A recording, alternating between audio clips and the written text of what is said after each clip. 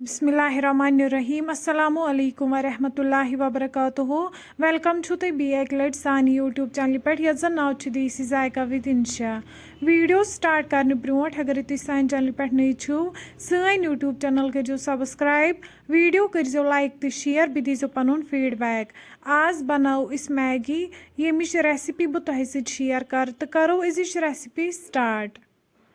Recipe खतर निमित Maggi packet ज़ निमित नील मरचांगन Yemen न्यूक न्यूक कर थोमुत निमित ताज़ दान वल टमाटर तो गंड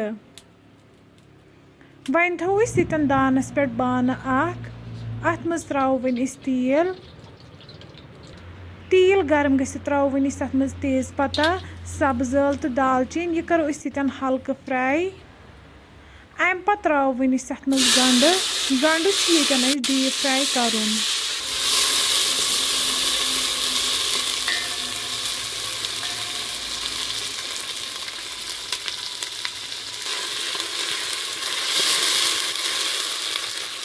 तुम हेकि वुचित गंड गो फ्राई अम पत् त्रो वन तथ मज टमाटर टमाटर तीस कालस फ्राई कर कालस तीर वापस दिन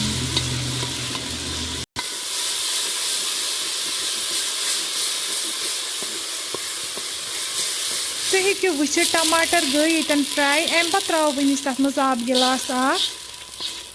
बी त्रो वन तथ मज लिद्र चमच ओड़ मरचांगन चमच नून चमच लास्टस पे त्रो वन तथ मज मैगी मसाला पैकेट नील मरचांगन तो दान वल वन प्राड़ो तीस कालस तथ ग्रेख यह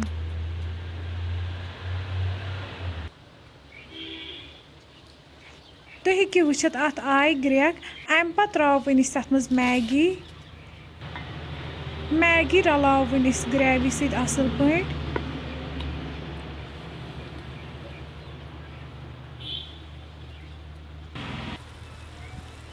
वन मैगी तीस कालस दानस पे थवन यीतिस कालस अमिच ग्रेवी कम गि तुम हेकि वुचित यतन गई अमिच ग्रेवी कम अम पत् वालो वन दान पे बोन वन कड़ो अकिस प्लेट्स मज नेबर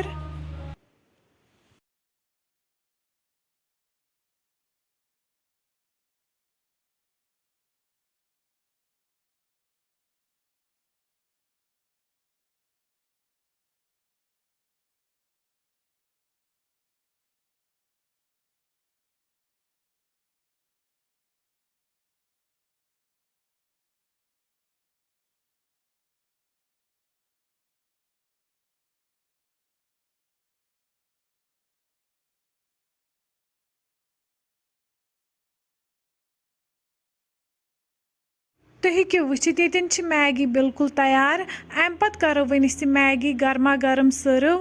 फ्रेंड्स अगर तुम सोन अजुक वीडियो पसंद आमुत सान यूट्यूब चैनल करो सब्सक्राइब वीडियो करो लाइक तो शेयर बे दीजो पन फीडबैक अल्लाह हाफिज़।